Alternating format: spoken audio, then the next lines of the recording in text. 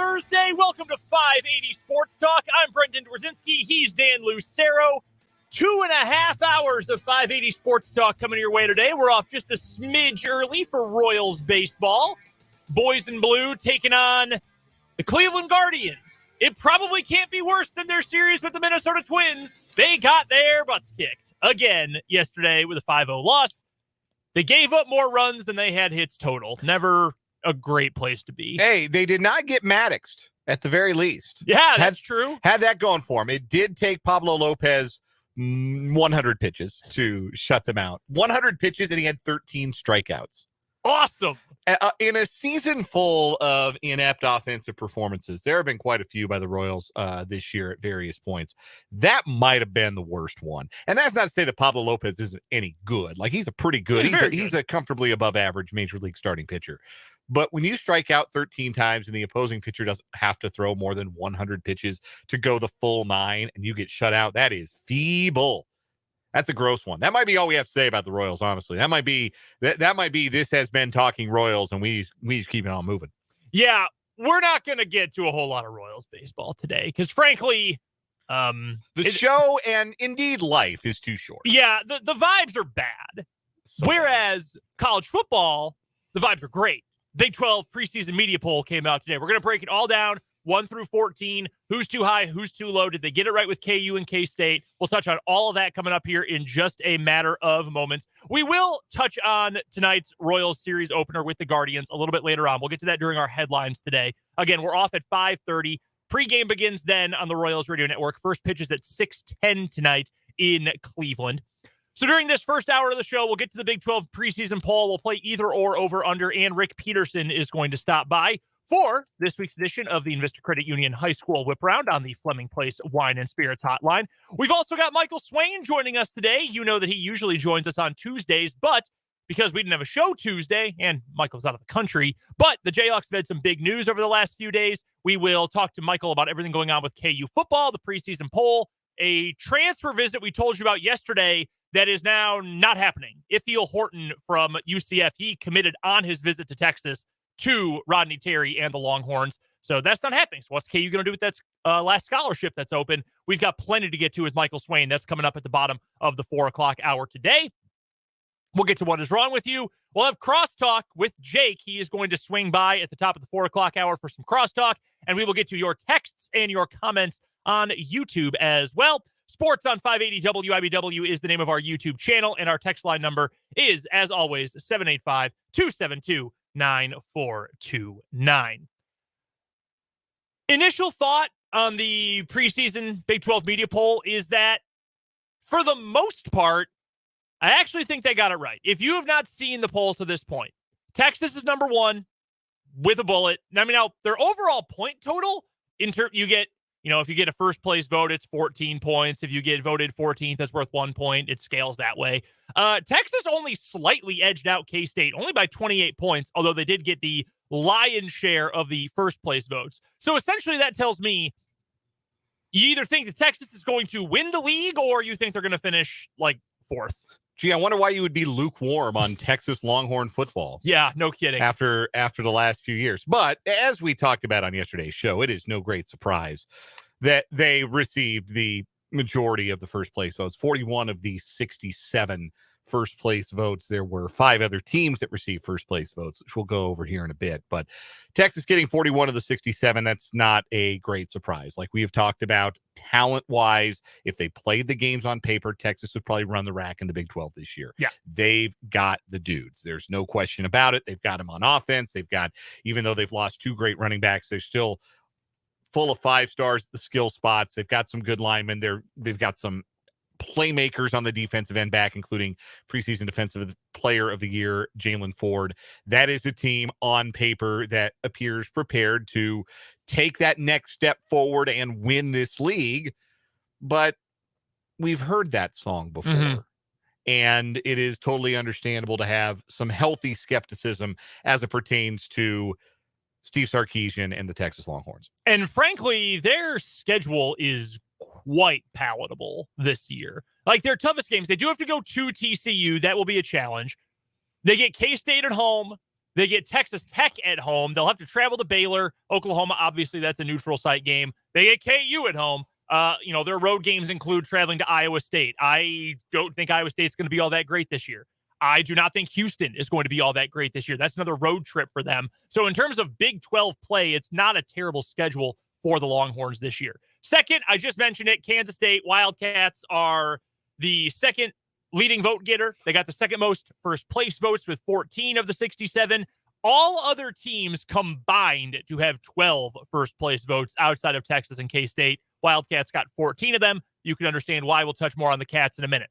Oklahoma, they're third. Texas Tech, they're fourth. A lot of respect for Texas Tech. This program has been respecting Texas Tech for a while now. Apparently, the media that covers the league also with some respect for Texas Tech. TCU, the reigning college football playoff national runners-up, they got 3 first-place votes. They come in 5th in the poll, just narrowly behind Texas Tech. Baylor is 6th.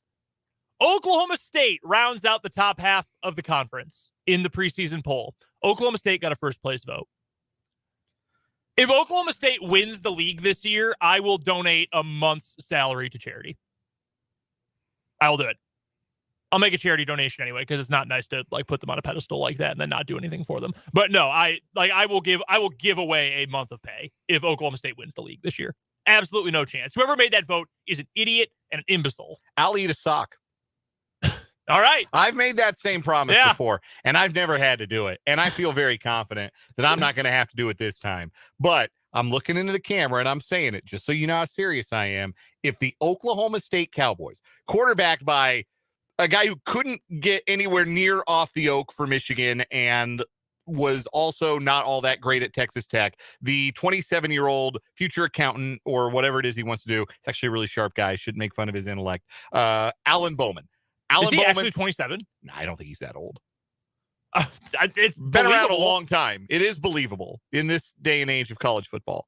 But he's 23. Yeah, he's actually a really smart guy. And he's going to go pro in something other than sports. But if Alan Bowman quarterbacks a conference championship winning football team, if the Oklahoma State Cowboys win the Big 12, I, Dan Lucero, will eat a sock. I think they're on this program. I would make the argument they will finish closer to 14th than to first. They've got 13 starters back, and they were bad last year. Yeah. It's not like, oh, man, they were right on the precipice of being good. Like, you look at Texas, right? Mm-hmm. You say, man, they were 8-5, but all of their losses were close. Mm-hmm. So you could say they were better than an 8-win team, and they've got a lot returning. And that's like the foundation for your argument that Texas is going to win the league this year. That's a totally reasonable and respectable argument to make. I don't know what argument you have that an Oklahoma State team that I know they came out of the gate 6-1, but they slumped badly in the second half. They were minus 80 yards per game, I think, one of the worst figures in the Mike Gundy era. And they've only got 13 starters back, and none of them appear to be like dudes. They got the wide receiver first team all conference pick, and I'm not looking at the list right now, so the name is unfortunately escaping me, but he's a good player. We'll pull it up. Yeah. Anyhow,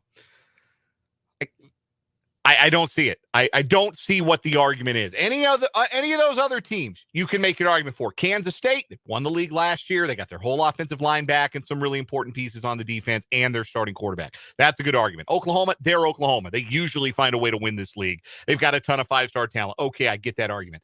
Brennan Presley is who you're thinking Brennan of. Presley, that's exactly who I'm thinking He is a very good player. He is. He's a good player. He led them in receiving last year. He's first team preseason all Big 12 this year. Let's put some respect on Brennan Presley's name. I will do that.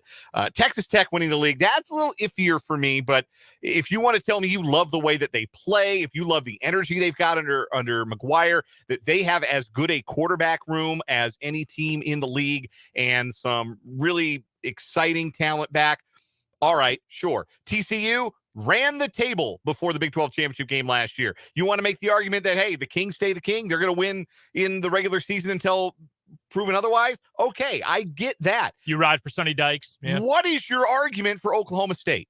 What is it? Mike Gundy's been around for forever, and you just love him. I don't know what the other argument is. The talent is not there. Like, think of who has been great for Oklahoma State in recent years. As much as I disliked Spencer Sanders as a player, he was at least, there was at least a base level of competence you were going to get from him. You go before him, you had the Rudolphs, you had the Walshes. I mean, you had guys Clint Chelf, if you want to go back that far. You at least had guys you knew were going to give you some level of production. Can you look at Gunnar Gundy or what's Rangel's first name?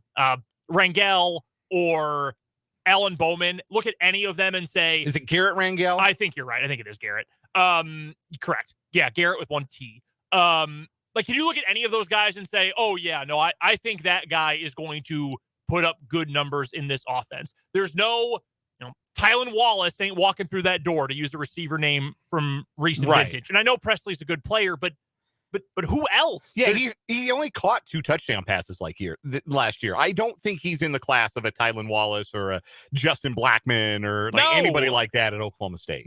Marcel Aitman, these guys who were really good players, they often played with other good players. Remember Chuba Hubbard a couple years ago, who was the best running back in college football for a year?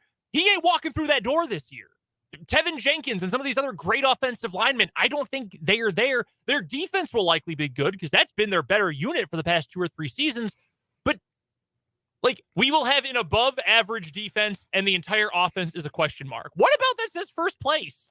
We asked what the argument is. We have a volunteer from the 402 who points out on the text line that when Mike Gundy has been under fire, Oklahoma State has played well. They do seem to always kind of survive whenever it feels like the seat might get hot underneath Mike Gundy is when things seem to be really good for Oklahoma State. 2 years ago is a great example of that, where nobody thought they were going to be any good and they went 12-2. That being said, we've gone through the list with the talent they have on hand this year, I don't see it with the talent. It might be a more of a schedule based argument too, because they've got a pretty relatively soft schedule this year as things go. But I mean, I don't see it. I mean, Alan Bowman's been riding pine for 2 years at Michigan, and he's going to come in at 23. He's going to be your guy. Yeah, it doesn't happen all that often. Alan Bowman, I got to pull up his career stats here. The last time he contributed regularly was 2020, when he played in 8 games and threw 232 passes. That's the last time he was a regular contributor for a team. He threw 7 passes last year, 4 the year before that. Maybe Gundy is just like college football's Mike Tomlin, that maybe those glory years have passed, but he's just never going to have a losing season. They've had a winning record. Every single year they have had a winning record since 2006. Only his first year, 2005, did they have a losing record. It's coach's first year. That's fine. They've had a winning record and have gone to a bowl game every single year since. That's awesome. That's incredible. I just don't see it with this team. I do not. Then you look at the 2 teams right after them, 8 and 9, only separated by 2 points. UCF and Kansas. For what it's worth, I would take both those teams over Oklahoma State right now. Kansas only received 9 fewer points in the balloting than Oklahoma State. And that's with Oklahoma State getting a first place vote. Yeah. So, I think you could make a very compelling case that Oklahoma State's closer to the bottom of this league than the top of this league. UCF is also the highest ranked team of the newcomers. And again, we'll get to KU more here in just a moment. Iowa State comes in 10th. BYU, Houston, and Cincinnati, the other newcomers, all in a row, 11 through 13. I'm happy with all the new schools that are in, and UCF, I think, will be competitive this year. Tough year for these other 3 to be entering the league. BYU, new quarterback, Jaron Hall's gone. Now, Keaton Slovis has been around. I mean, he's a decent enough high major quarterback. That's fine. P5 quarterback. Houston, vibes are bad. I'm not sure how much Dana's heart is in it anymore. And that team had awful vibes all of last season. And Cincinnati just took a they lost their awesome head coach. They lost their starting quarterback. They've lost a bunch of talented defensive players in recent years. And they added a head coach who the other school who they poached him from, could not wait to get rid of him. Louisville would have probably waived the entire buyout to get rid of Scott Satterfield. They would have driven him, not to the airport, because Cincinnati's pretty close. They should have driven him to Cincinnati. And West Virginia comes in dead last. I would be solidly surprised if Neil Brown makes it through this season. I really would. The bottom three feel pretty correct to me. Houston, Cincinnati, West Virginia in that order. I wouldn't be surprised if BYU was better. They haven't really been bad under Kalani Sitake. They got off to a really good start last year and then dealt with some injuries. Like, that's a solid program. I feel better about BYU than I do about Iowa State. Interesting. Well, Iowa State, there are a lot of rumors out there that they're going to have some personnel changes before the season. You know, take that with as big of a grain of salt as you want. But, you know, they had the gambling allegations earlier this offseason, and allegedly some football players might be involved. So I'm not super hot on Iowa State this year either. There is, in terms of voting numbers, and I think in terms of perception, a huge drop-off from, and you can see it in the poll, 1 through 6. Like, I think everyone pretty much agrees who the 6 best teams in the league are. And then Oklahoma State, UCF, and Kansas are kind of your swing states, if you will. Like, they could be good. There is a path for all of them to also be bad. Like, yeah, they could go either way. And then 10 through 14, yeah, these teams are very good. It's actually kind of amazing how evenly defined the voting in this poll is. Yeah, and you could even really say it's like the top 5 and then Baylor. Because Baylor's still well clear of Oklahoma State, but also almost, 150 points less than 5th place TCU. So people think Baylor is solidly below that tier of real league contenders, but solidly above those teams that could kind of go either way. Let's start with K-State. We've already touched on the Cats a little bit here, but I understand, fully why Texas is number 1. I would have voted for them number 1.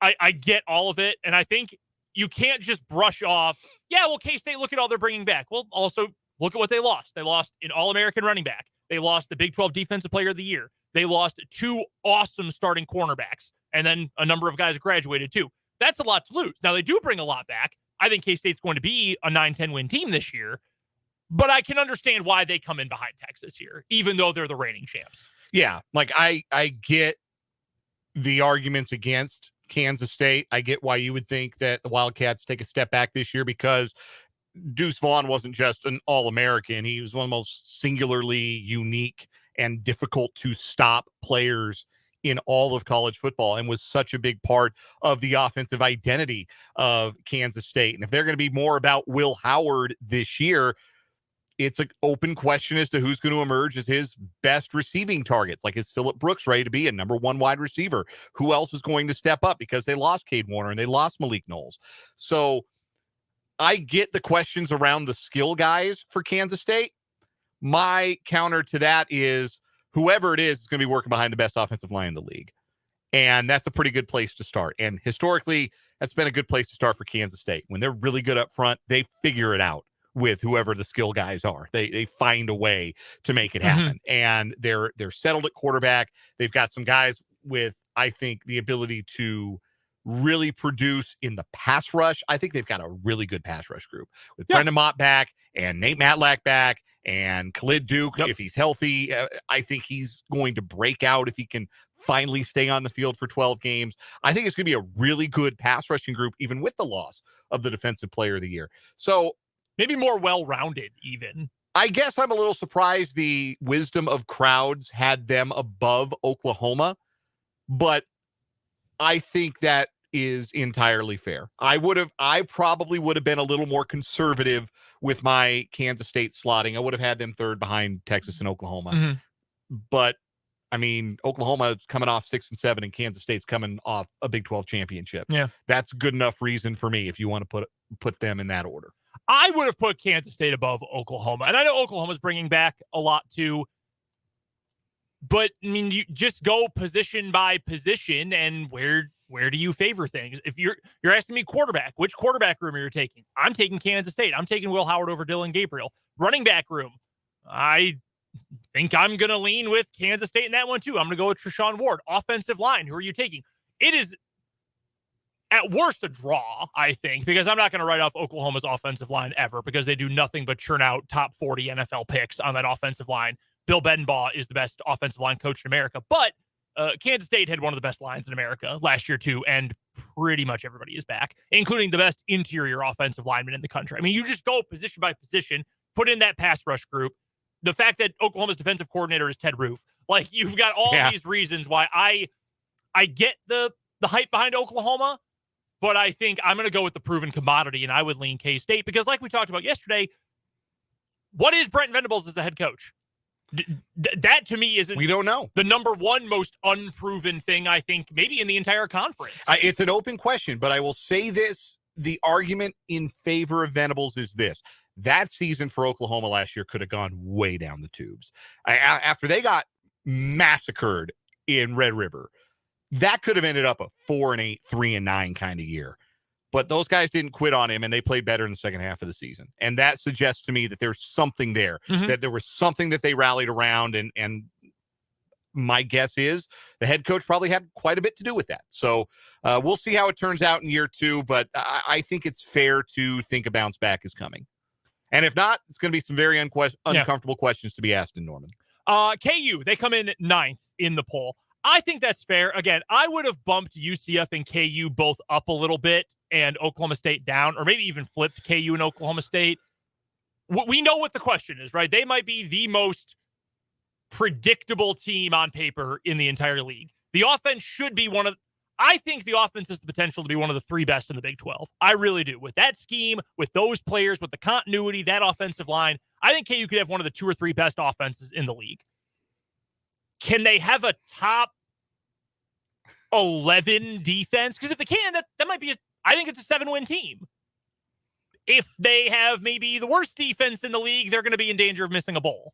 Yeah. And that is the ultimate question. Do you believe in continuity all over the field, making a positive step forward? Is it more talent? Is it more scheme? Is it more an issue of experience why KU was so bad defensively last year? I lean with it being a talent problem. Not that I think, Brian Borland is necessarily the world's greatest defensive coordinator, but there's not a whole lot you're working with. Look at last year's defensive line, for example. Lonnie Phelps, really good player. He had an awesome year for KU. And if he had come back this year, I don't blame him for not, but if he had come back, maybe you feel a little bit more comfortable just because you know what you're getting from your weak side defensive end on a down in, down out basis. Do you know who KU's most experienced defensive end is this year? I do not. Jeremy Robinson. You know who Jeremy Robinson is? I do not. I don't know if he started every game, but he started most of the games last year, but he had a productive but somewhat quiet season last season. He was not a guy that received, I'm guessing, a great deal of consideration for preseason all-conference honors. No. You lose some of the stalwarts inside. Like, Sam Burt had been with the team for 6 years. And was Sam Burt an All-American? No, but he was a steady presence. You knew what you were going to get. Eddie Wilson was a great addition through the transfer portal from Buffalo. You just worry about the beef inside defensively. And maybe on the back end, when you've got some real talent, and you've got a first-team All-League guy in Kobe Bryant, and Kenny Logan has been around for a long time and has been productive for a long time, maybe you trust the pass defense will be better. But I worry that they're going to go up against Texas or K-State or Texas Tech, these big physical teams, and are just going to get bullied defensively. And that was the worry last year, right? Right. Like, how were they going to hold up in the front 7? And the answer is well enough to win 6. And do they have that in them? Do they have another breakthrough performer like Lonnie Phelps on the roster? They should be solid enough at linebacker. I think the linebacker core, you probably feel better about this time this year than you did this time last year. So that helps. But if they do find that one breakout pass rusher guy who can get to the quarterback, who can make something happen, can get them off the field on third down. Like that's the biggest thing. Can they get off the field on third down? That will be the difference between scratching and clawing to make bowl eligibility and maybe getting there comfortably with a win to spare. All right. Final thoughts before we get to our first commercial break. Give me a team that's too high and a team that's too low. A team that's too high, Oklahoma State. But I'm fascinated that Texas Tech is 4th. Like, I love what they're building under Joey McGuire. I do. They also won 3 games in overtime last year. Like, they were really close to not having it work in the way that it did. I think they're building something there. They're recruiting their tails off. Right now, they have the best recruiting class of any of the teams that are going to be back in the Big 12 next year. So I think long-term, they're setting something up for success, but I don't believe they'll be a top 4 team in the league this year. I think we're a year early on the Joey McGuire hype train reaching full speed. The team that's too high for me, and maybe this is unfair, and I know they just had an unbelievable season and played for a national title. Well, they sort of played for a national title. TCU lost so much. And their presumed starting quarterback for this year. How many games did TCU play last year? They ended up playing 15 games? Yes. In Chandler Morris's career, he has played 13 games. He attempted 5 passes in 5 games of action for Oklahoma in 2020. He was the backup quarterback. In 2 years for TCU, he has attempted a grand total of 103 passes and has played 8 games. And he got hurt, and that's the entire reason Max Duggan got the starting job back week 1 last season and then led TCU on that unbelievable run to the national championship game. They lost so much, and I'm just not sold on Chandler Morris being the guy. I don't think he's the same kind of player as Max Duggan. I don't think he's nearly as durable as Max Duggan, even playing a less physical brand of football.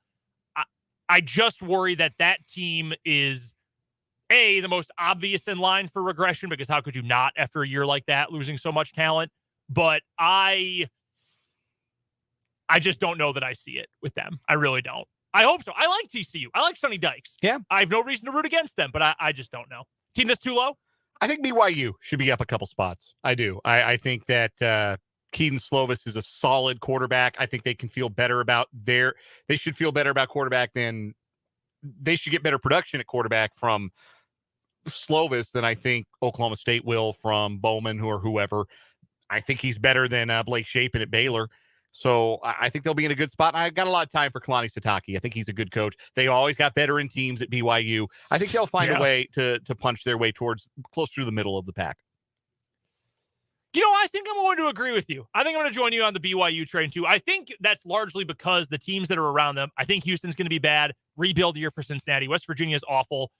Iowa State, I don't think is going to be very good. And like we mentioned earlier, Oklahoma State, UCF, KU, those could all be swing teams. They could all be good. They could all be bad. That'll open up an opportunity for BYU to climb a little bit. So I'll join you on that. I'll take BYU there. We'll take a break here on 580 Sports Talk. On the other side of this timeout, let's play a little either or over under. Plus, Rick Peterson's going to join us later this hour for the Invista Credit Union High School Whip Round. That's all coming up in this opening hour of 580 Sports Talk. I have diabetes. I'm at risk for pneumococcal pneumonia. I have asthma. I'm at risk too. If you're 19 or older with chronic conditions like asthma, diabetes, COPD, or heart disease, or are 65 or older, you are at increased risk for pneumococcal pneumonia. Ask your doctor or pharmacist about Prevnar 20, pneumococcal 20-valent conjugate vaccine, a vaccine that can help protect you against pneumococcal pneumonia in just 1 dose. Even if you've already been vaccinated with other pneumonia vaccines, Prevnar 20 may help provide added protection. Prevnar 20 is approved for adults to help prevent infections from 20 strains of the bacteria that cause pneumococcal pneumonia. Continued approval may depend on a supportive study. Don't get Prevnar 20 if you've had a severe allergic reaction to the vaccine or its ingredients. Adults with weakened immune systems may have a lower response to the vaccine. Side effects include pain and swelling at the injection site, fatigue, headache, muscle, and joint pain. For full prescribing information, please call 1-855-213-2138 or visit Prevnar20.com. Cashback is not available on gas in New Jersey and Wisconsin. This is Matt Crowder live at the gas station on 41st Street, reporting on those skyrocketing gas prices. Excuse me, miss, are you buying less gas now because of the high prices? Oh, I never pay full price for gas anymore. I just use the free Upside app that pays you cash back for every gallon of gas you buy. Wait a minute, are you saying you actually get paid cash when you buy gas with the Upside app? Yes, I get real cash back every time I buy gas. Well, does that actually add up to anything? I've made around $200. Wow. Well, there you have it. Stop paying full price for gas. Download the free Upside app and get real cash back every time you buy gas. This is Matt Crowder Radio News Network. Download the free Upside app now to earn real cash back every time you buy gas. Use promo code LANE for an extra 25 cents a gallon bonus on your first tank. You can cash out anytime right to your bank, to PayPal, or any gift card for Amazon and other brands. Just download the free Upside app and use promo code LANE for a 25 cents a gallon bonus on your first tank. That's code LANE. WIBW, Topeka, FM 104.9.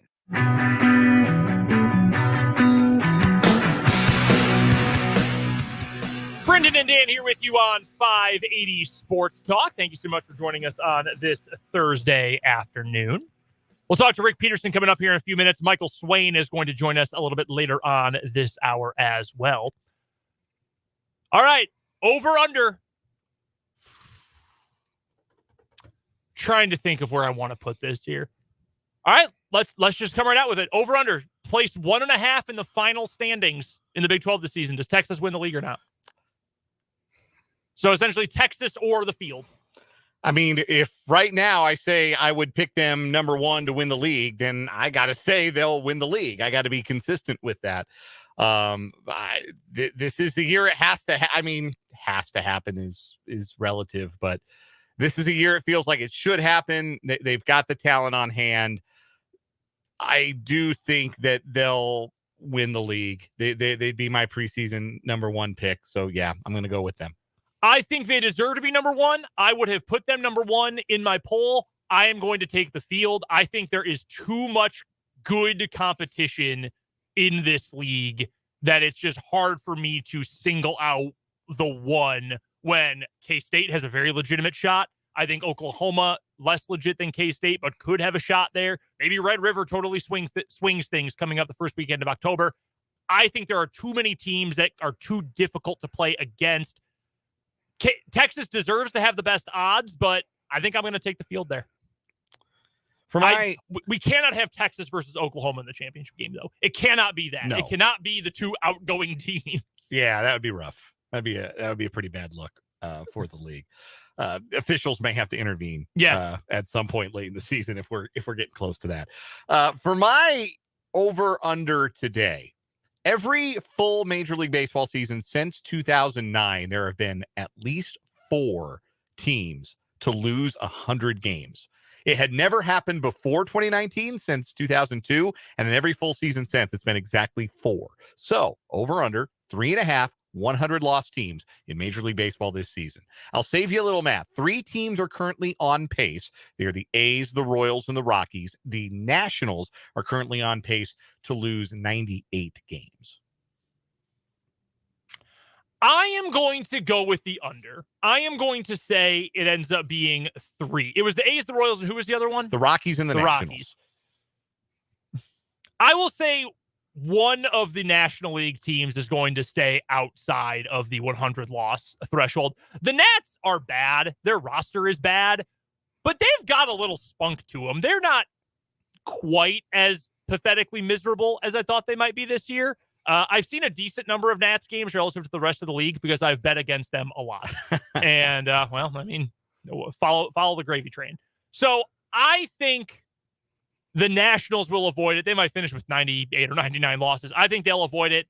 The Rockies, I haven't watched more than a couple of times, but I sit next to you at work every day and have heard you talk about the Rockies. So I don't really have any reason to believe they will get to that point. And the Royals are absolutely going to lose 100, and the A's are absolutely going to lose 100. So I'll go with 3. I think I'm going with the under 2. I think the Nationals will just miss it because they don't have anybody that they can trade that's going to make their team a lot worse. It's not like, oh, yeah, they're on pace to win 63, but they've got Juan Soto, and they're going to trade him, and whoever replaces him is going to be a full, 2 wins worse. They don't have a lot of pieces. They just got a bunch of young guys that they're going to play. The Rockies do have some pieces they might trade. They are wretched as is. They have never lost 100 games in franchise history, but I believe in them. This is the year. But I'm going under. I think it will be just 3. The A's, the Royals, the Rockies that lose 100 this year. Let's take a quick time out. Rick Peterson's going to stop by next for this week's edition of the Invista Credit Union High School Whip Around. That's coming up on 580 Sports Talk. I'm Jim Chesko with your money now.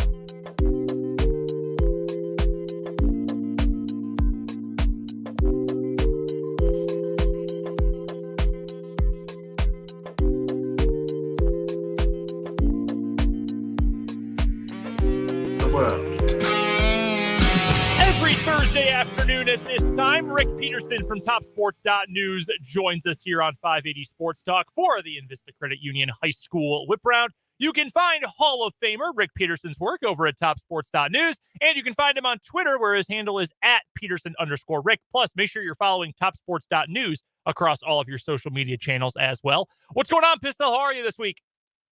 I'm great.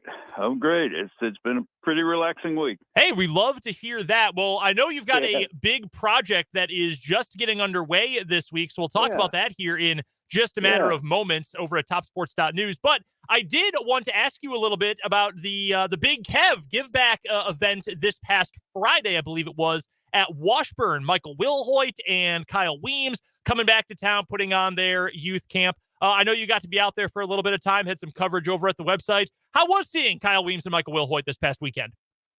Oh, it's always good to see those guys. And it wasn't just them. It was, basically guys I've covered for years here in the city were out in full force. Guys like Raphael Posey and Nate Wallace and Cannon Fields and, on and on and on.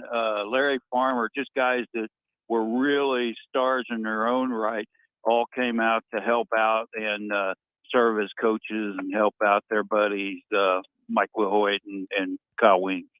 We spoke a couple of weeks ago about recruiting and recruiting local athletes and how you felt for a while, Pistol, like some of the athletes in the city or in the county have been underrepresented or have been under-recruited over the years.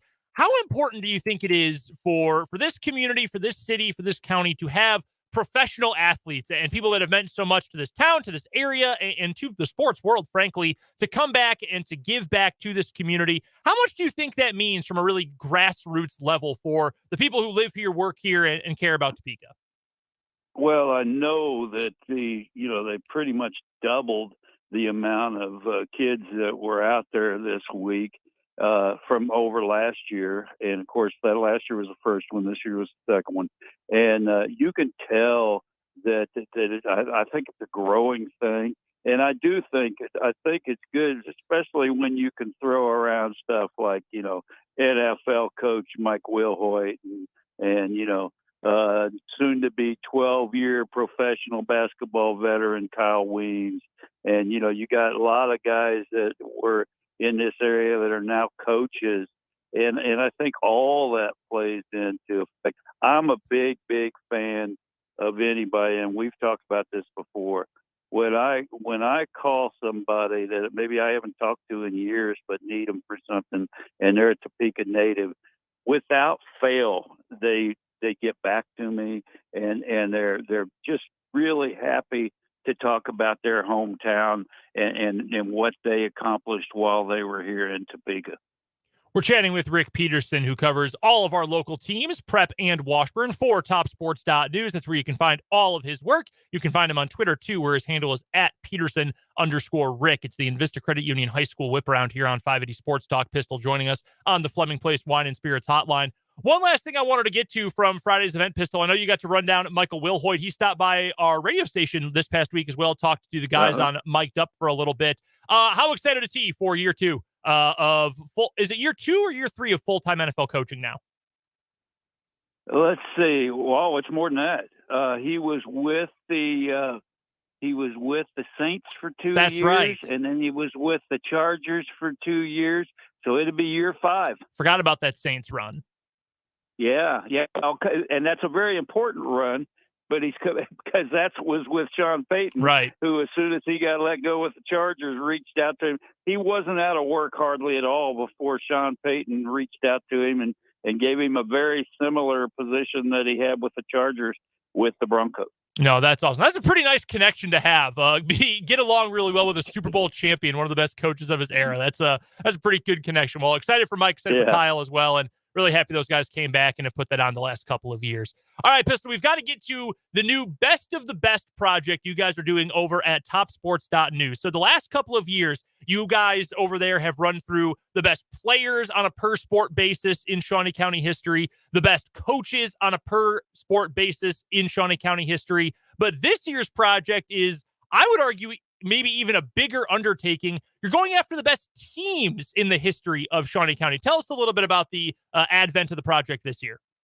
Well, you are exactly right. It by far will be the toughest project we've had because it's just hard.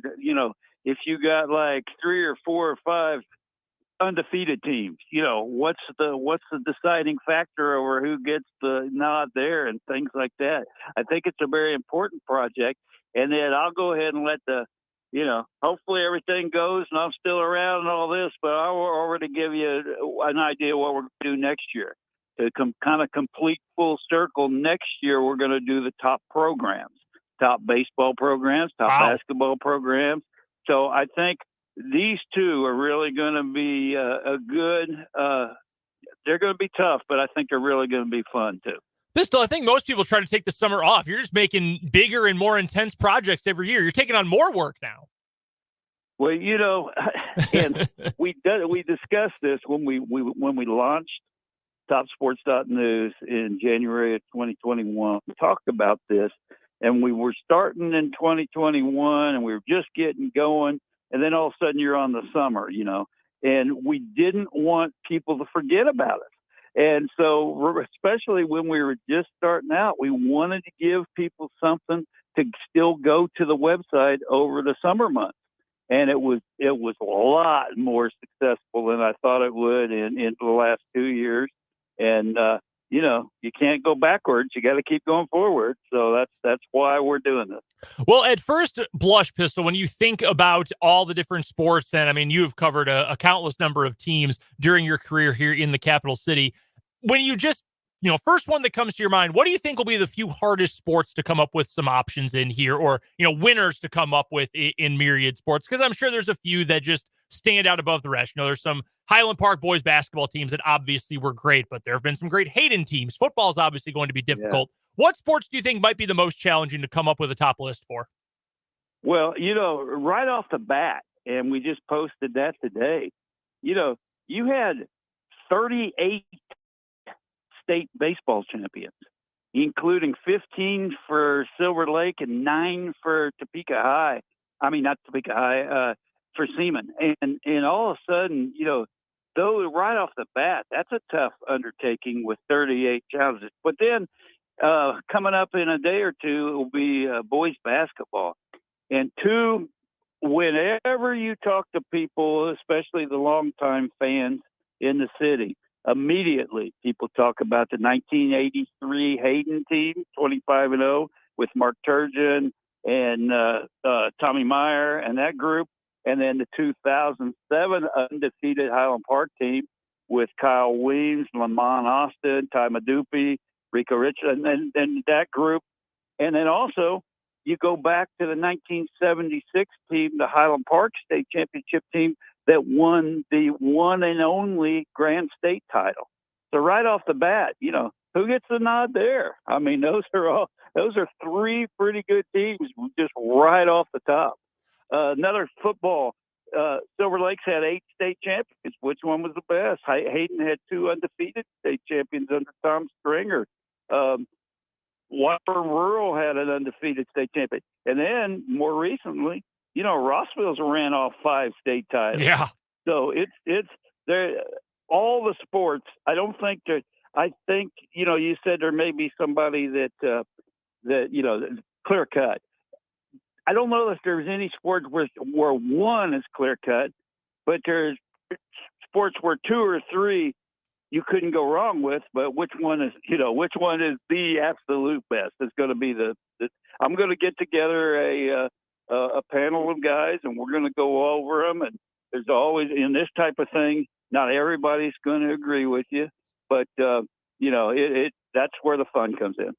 Couple more minutes with Rick Peterson from TopSports.news here on 580 Sports Talk for the Invista Credit Union High School Whip Round. Make sure you're checking out all of Pistol's work and the best of the best project over at TopSports.news. I'm looking at the post you have up, Pistol, for the baseball poll right now, and you look at what Silver Lake has done in program history, what Seaman has done in program history, and I think this is a great encapsulation of why this is such a hard project and why I think it's great, too, that just anyone, fans or community members or whatever, can go check it out. There's a poll up at the website where you can vote for this, because you go back for Silver Lake, which has won so many state championships.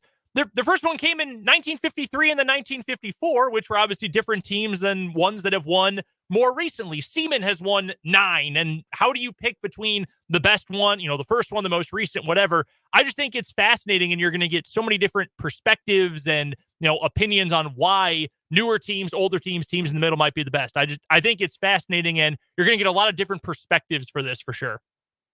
Well, the ones you mentioned, Silver Lake back in 53 and 54, that was a gentleman named Jim Golden, who was a major league pitcher, was the stud there. Then, I don't know if you noticed, but I think it was 70, guy named Lon Kruger was a state baseball champion Pretty good athlete. for Silver Lake. Yeah. And then, everybody talks about C.J. Hamilton as a football legend, but he led 3 Silver Lake teams to state titles and also was a longtime assistant for Alan Cunningham. So that's another part that's really fun, Brendan, as you go and you'll look and see who's on those teams. And some of the guys you haven't fought for a while are legends in this area, were really come up big in maybe some sports that weren't their main sport. Last thing I've got for you, Pistol. I know you mentioned that boys basketball is coming up here soon. What are some of the other sports we can be paying attention to on the website in the next few days? Well, we're going alphabetical. Okay. So we'll go. Although I got girls basketball, then boys basketball, but then we'll go. I think let's see, would it be bowling, and then whatever. So track and field and wrestling are going to have to wait for a while, but but it's going to be over the next whatever it'll be, next 2 or 3 weeks. We'll get them all out there, and then we'll vote through basically till very late July, and then in August we'll put out our list.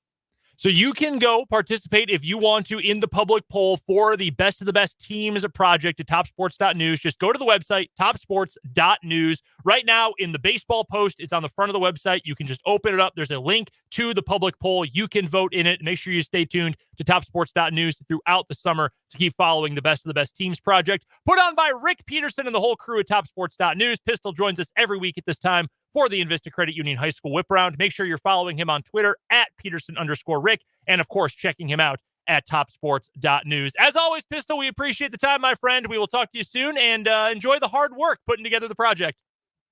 Thank you, and look forward to it. That is Rick Peterson from topsports.news and the Invista Credit Union High School Whip Round. I can't wait for this. This is fascinating. I love history. I know you're a big history guy.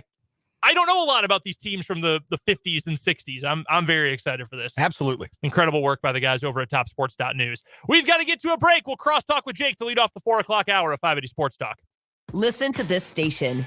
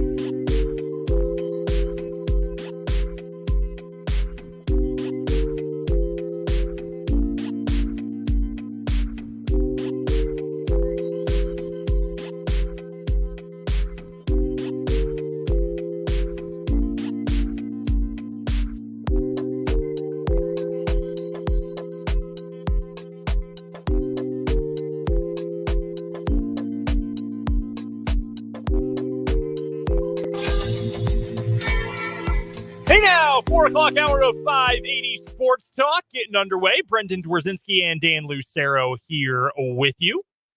Thank you so much for stopping by and hanging out with us. We've got Crosstalk with Jake Lebahn here in just a matter of moments.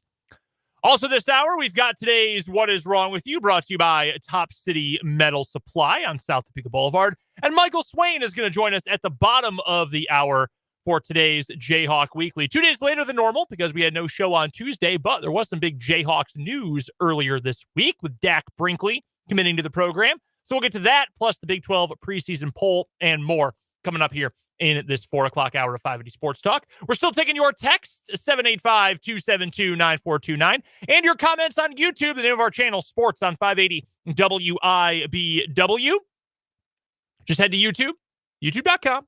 Search bar, search Sports on 580. That's all you have to type in. We're the first result. Just click on it, subscribe, check out the live stream. You can hop into the comment section and hang out with us throughout the show today. And with that, time for a little crosstalk. We'll get Jake on camera here if you're watching on the YouTube feed in just a moment. Jake Lebahn, host of Mic'd Up with Jake and Fulton every weekday from noon to 3. What's going on? Ready to not talk baseball.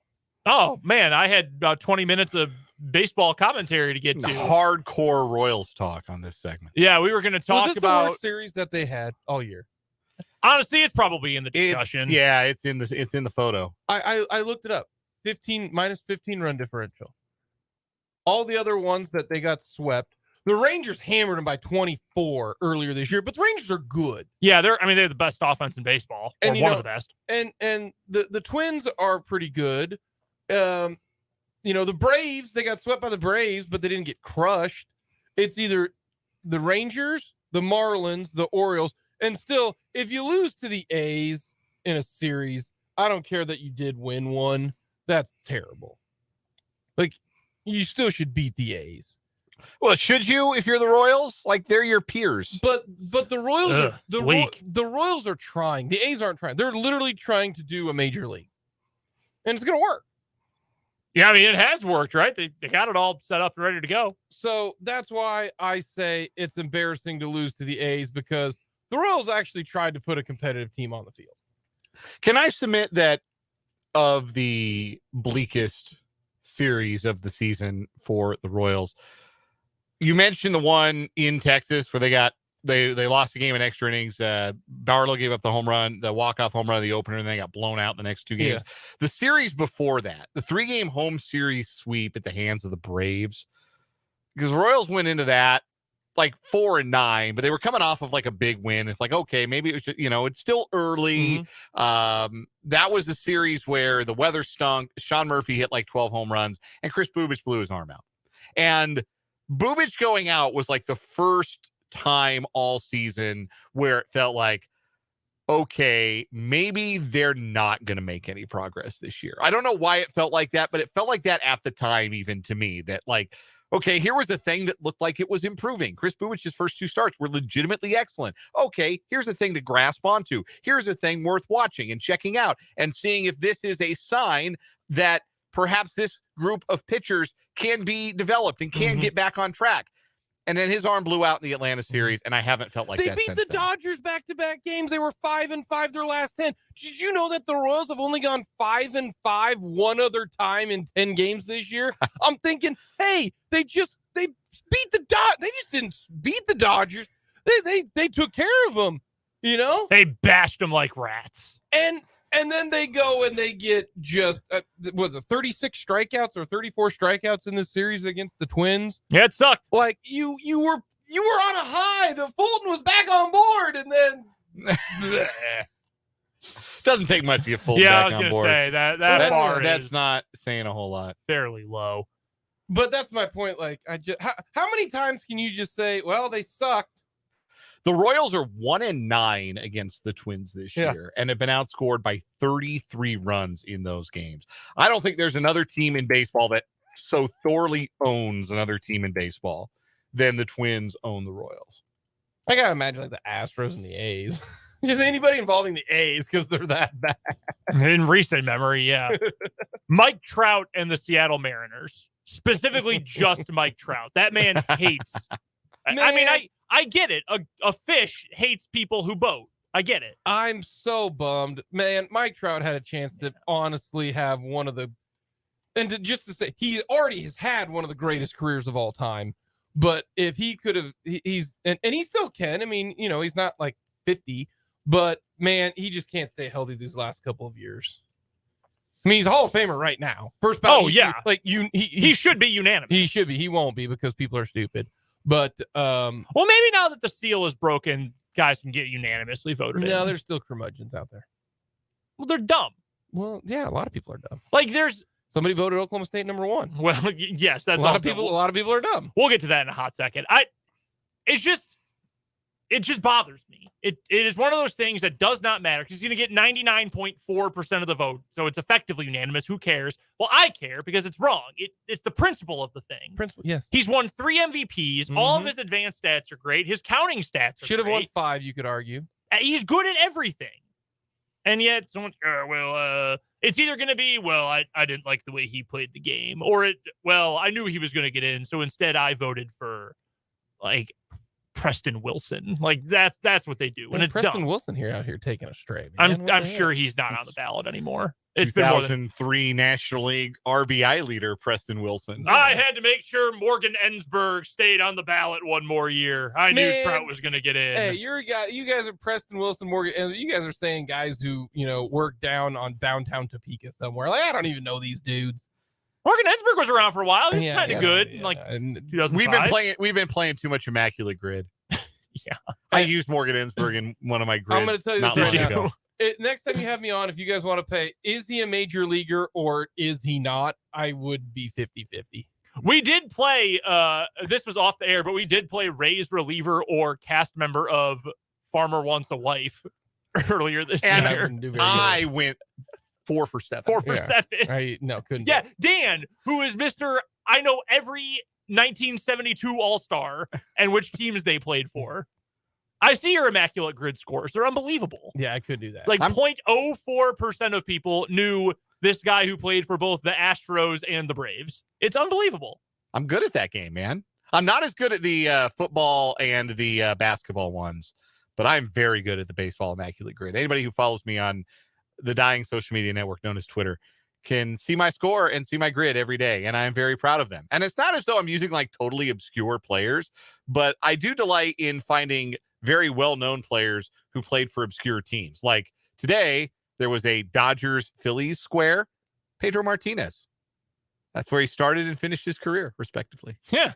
How about that? Yeah. How about that? Pedro got 1 year with the Phillies there at the very, very end. Man, I don't remember that at all. I really have no recollection of that one. It wasn't but a handful of starts. Well, that's fair enough. You mentioned it, Jake. Oklahoma State got a first place vote. Who in the poll do you think was ranked too high and ranked too low? One team for each. Oh, let's see here. Let's say too high. I actually think they're right around where they should be. In every facet. Mine was pretty close. I was either I had TCU 4th and Texas Tech 5th. I guess the biggest one that I had is I had Texas 3rd and they were 1st. Maybe I think I have Texas I would say Texas too high. I just have to see it from Texas. It's just a history thing. It's just a history thing, It's fair. Should that count this year? No, it shouldn't. But guess what?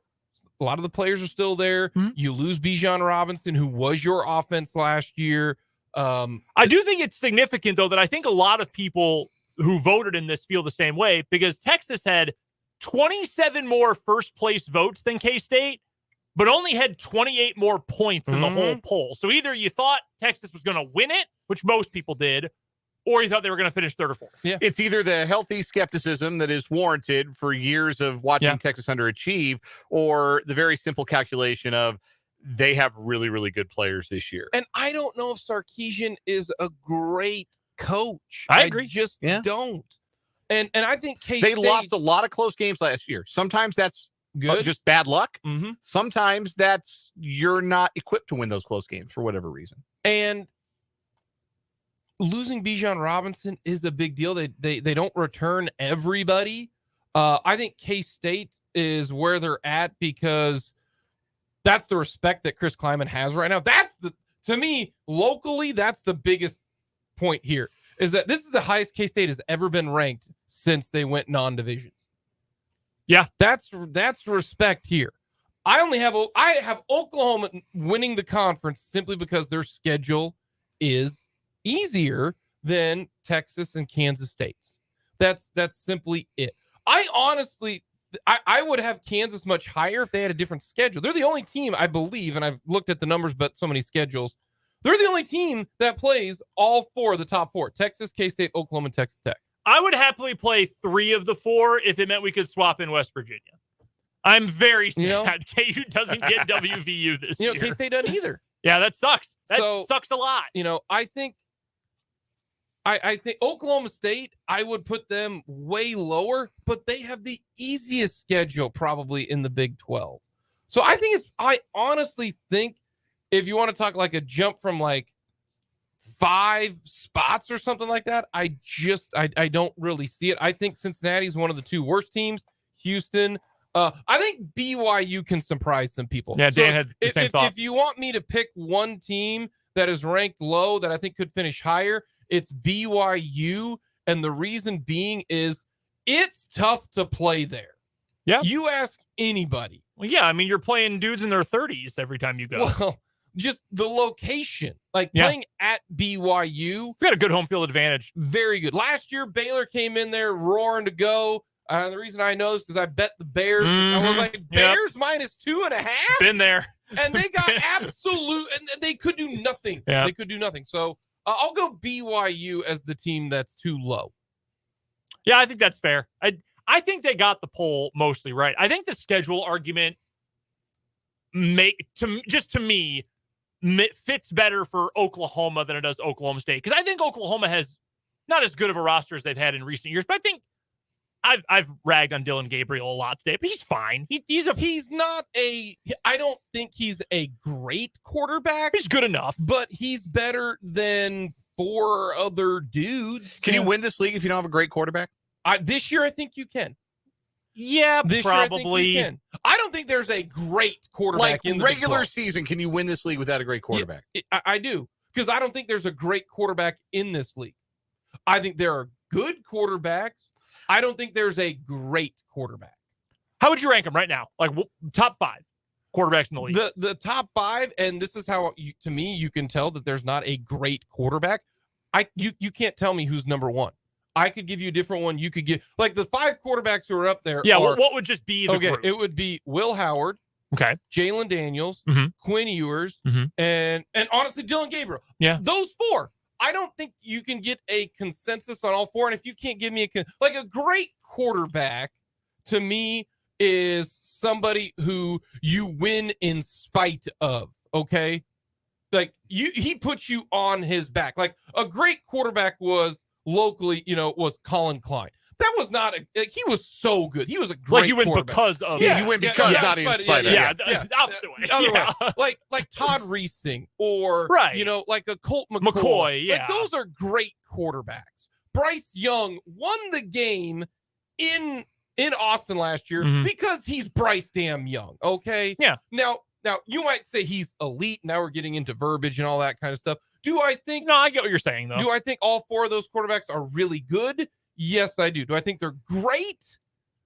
No, I think they're a really good quarterback. I just don't. Maybe we're splitting hairs. It's kind of hard to find a 5th quarterback for that list, isn't it? I'm sitting here thinking: is it Keaton Slovis? Is it John Reese Plumlee? Would you have the same top 4? Yes. It might be Plumlee, but Tyler Shuck's all right, but he's not for sure in there. I know you're way down on Shapen. I don't think Blake Shapen is that good. I'm sorry if this offends. Chandler Morris is probably already hurt. He's just made a glass. Same thing with Alan Bowman. Yeah, Alan Bowman. Bowman hasn't played. He hasn't thrown a football in anger in 2 years. Iowa State's a mess. Slovis, maybe. I think it might be Plumlee, to be completely honest with you. So no, I don't. And all of them to me have some holes a little bit. A lot of them, we'll find out, because if you look at it, all of these guys are the same. Maybe except for Gabriel. Quinn Ewers got banged up. played bad early, got good late. Will Howard only played in 7 games. Jalen Daniels, I'm sorry, you hurt your shoulder. That is the liability for the rest of your career. And it's his throwing shoulder, okay? Yeah, that's the problem. significant. Dylan Gabriel, 1 year in the system. If you want to go with full, complete body of work, Dylan Gabriel's the guy. But if you want to say it's Will Howard, you want to say it's Quinn Ewers, you want to say, I will not argue with you. I'll be like, sounds good. Real quick, what's coming up tomorrow on Mic'd Up? We're going to get to more of the Big 12 football poll. We'll also talk a little Chiefs as well, more specifics when it comes to roster construction. So it should be a lot of fun. We will hear from you tomorrow, noon to 3. That is Jake Lebahn from Mic'd Up with Jake and Fulton. You can hear them every single weekday from noon until 3 right here on 580 WIBW and on our YouTube channel, Sports on 580 WIBW. You know, I didn't really think about that until we talked about it just now. We talked during the opening segment about how there's a clear divide. Top group in the conference, then kind of I don't know what phrase you want to use, but that middle class that could go either way, and then the bad teams. And maybe you expand that middle class a little bit if we want to throw BYU in there. But quarterback-wise, there's an even steeper drop-off after the top 4. I think in terms of college football quarterbacks, Jalen Daniels is really darn good. Will Howard is really darn good. I get the vision behind Quinn Ewers, and Gabriel's fine. He's put up big numbers. He's a good athlete. Fine. I don't even know where you go after that. Is it Shuck? Is it Plumlee? Is it, you mentioned Slovis? I mean, it might be by default just because he's played the most at this level. The only other guy that I think you can put in the conversation is Emory Jones if he ends up being the starter at Cincinnati, which, I mean, he's coming to media days, so that's a pretty strong indication. Oh, yeah. He's going to be the guy, but he turns the ball over a lot. He turns the ball over a lot. And last year at Arizona State, a total non-factor in the rushing game. That might have been the offense. I confess I didn't grind a lot of Arizona State tape. Yeah. But that whole team was a mess. They were a mess. And we'll see what it looks like in Scott Satterfield's offense. But yeah, I think it's pretty clear. You've got the Kansas guys. You've got Howard and Daniels as 1A, 1B, and Dylan Gabriel and Quinn Ewers right behind. Probably Ewers over Gabriel, I would say, even though I still think Ewers is a little more hype than having delivered on it. He's also a true sophomore, 5-star quarterback. It would not be shocking if he made a major leap as a player this year. That's typically what happens for guys with his kind of pedigree. And he gets to throw to Jatavian Sanders and Xavier Worthy. That's not too shabby either. Yeah, that certainly helps. Let's play a real quick game. Can you name a West Virginia quarterback? Oh, God. Oh, my God. Isn't there oh, man. Me watching a West Virginia football game this year. Oh, man. Oh, no. Oh, no. They got a kid with a real Italian name. Yes, they do. Nico Marchiol, is that what it is? Yeah, Nico Marchiol. Yeah! Look at your boy. Our lad's depth chart currently has him as the projected number 2 player on the roster. I don't know if Marchiol is Italian, but Nico certainly makes it feel Italian. Nico with 2 C's, definitely. There are other quarterbacks listed on the Our Lads depth chart. Garrett Green and Sean Boyle, who is a freshman. Yeah, sure, I guess. Garrett Green, huh? Yeah. And they've got a couple other kids who are, walk-ons or not going to play at all this year. Where did Garrett Green come from? Garrett Green because Marchiol was he was a decent prospect, I think. Yeah, he was a 4-star recruit, I think. Yeah. Green was a homegrown guy. He was a high school recruit for them.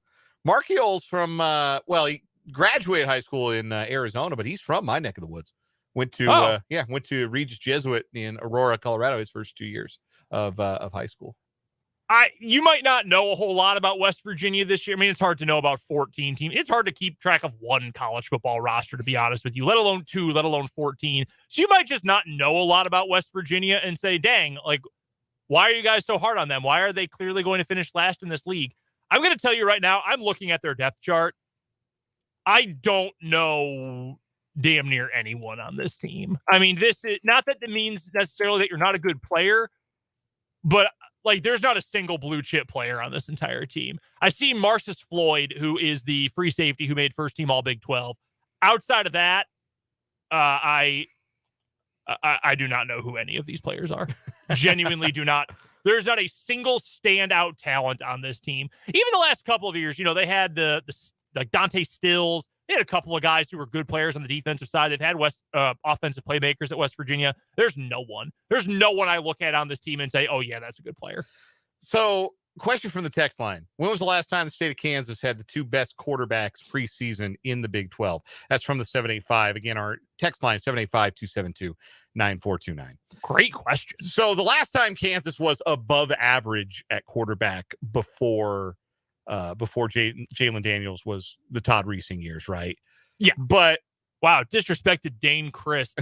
He intended. The disrespect was intended. So 07-08, Kansas has Reesing, and that was Josh Freeman for K-State, right? 08, Josh Freeman. I believe you are correct. Yeah. But 08 was also that was, I think, freshman Colt McCoy. That was that would have been Sam Bradford. I don't know that you could have made the argument that Reesing and Freeman were the 2 best quarterbacks in that league, even though I'm pulling it up right now. I've been trying to load it. 2008, your leaders in passing yards in the Big 12 that year, you had in the league that year, Graham Harrell, who was a great college quarterback at Texas Tech, Sam Bradford, you had Chase Daniel, great college quarterback at Mizzou, Todd Reesing, Colt McCoy, who I believe was a freshman. Josh Freeman was 8th in passing yards that year. So, that's crazy. It's a first round pick. Yeah. Oh my God, that's crazy. I'm looking right now at KU's all-time passing leaders. It has never happened before. I'm just gonna tell you right now, it has never happened before. The Frank Serrer is number 2 all-time in passing yards at KU. He played 1980 through 1983. I guarantee you no K-State quarterback during that time was among the best in the conference. That's not even a dig. I mean, K-State fans, you know your history. So John Hadel was 7th in Heisman voting in 1961. It was the Big 8 at the time, obviously. John Hadel had a 7-8 touchdown interception ratio that year. Was it even the Big 8? Yeah, in 1960, it became the Big 8. Okay. So, 61, you had John Hadel at Kansas, and then Larry Corrigan would have been the quarterback at Kansas State that year. Guess how many touchdowns, guess how many yards Larry Corrigan threw for in 1961? He was a freshman. 800. 234. Oh, my God. That was top 10 in the league. Jeez, K-State went 2-8 that year. So, God. To make a long story short, as our texter follows up, so you're telling me we're in unprecedented times? Yes. Precisely. By the way, one real quick note about Jalen Daniels, because I know I'll be keeping an eye on this throughout the season. He is currently 9th in program history in passing yards. He is not going to catch Todd Reesing, who has a nearly 5,000-yard lead on second place. Jalen Daniels this year needs 2,819 yards to be second all-time in Kansas passing yards. That's pretty cool. That is really, really cool. That would also get him the 5th most yards in a single season in Kansas history. But there haven't been a lot of good ones. No. I know the last 15 years have been especially bleak until last year, but KU is not, historically Alabama either. These are the good old days. Yeah, enjoy it. That's what I say about KU basketball all the time. Obviously, the program is historic. It is a true blue blood, all the history, all the winning. I get it. Enjoy it now, because there aren't a whole lot of Bill Selfs. They do not grow on trees. Enjoy it now. While both KU and K-State might be good or competitive in football, enjoy it, because history says you really can't have two. So enjoy it right now while the rivalry might be really darn good. We are pushing up against a break. Michael Swain will join us to talk about KU later this hour. Right now, though, we're going to play some What Is Wrong With You after this on 580 Sports Talk.